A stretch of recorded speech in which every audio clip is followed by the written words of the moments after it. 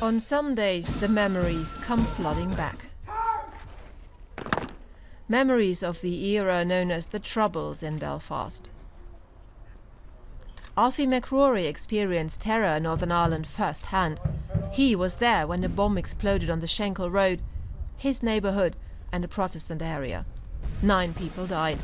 It was one of the worst bomb attacks by the Irish Republican Army, or IRA, in Belfast. People lying all over the people. Some were dead, some were injured, some were running around dazed. 25 years on, the memory is still in people's mind, the hurt is still there, and the loss of people who have lost loved ones is still there. The attack was a turning point for Alfie McCrory, a Protestant. He has wanted peace ever since that day. The Catholic enclave Ardoyne is just a few blocks from Schenkel Road. The bomber, Thomas Begley, came from here. He was a member of the IRA. Begley was killed by his own bomb, and today he's venerated by radical Irish Catholics like Dee Fennell. For us, IRA volunteers who were martyred paid the ultimate sacrifice for Irish freedom. And they also murdered others. Well, in any war, there's death. Republicans have traditionally saw that as long as the occupation remains in place, then the Irish people have the right to resist that occupation. That would include with arms. That's traditionally been the Republican viewpoint.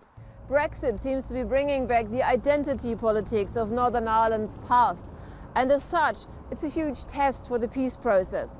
The question is whether any change in the status quo would trigger a violent reaction on either side. At a memorial in Belfast commemorating IRA fighters killed during the conflict, it becomes clear, 20 years after the Good Friday Peace Agreement, the Catholic community fears a so-called hard border on the island of Ireland. It would be the external border of the EU. The Good Friday Agreement needs to be honoured and respected. That took away the hard border. You take that away from us, and then things can, every generation for all the years has been back to conflict, and that can't happen again. Alfie McCrory and his Protestant friends also feel an existential threat. They want to remain a part of the UK and are against Northern Ireland being given special status, as the EU has proposed. Theresa May made a statement that the UK will be leaving as one. So we took that as a reassurance that we're just as important to them as the English, the Scots and the Welsh. Betrayal's the big word, not Brexit. Brexit means exit. We're worried about betrayal. Alfie McCrory hopes the atmosphere will remain relatively quiet despite the impending Brexit.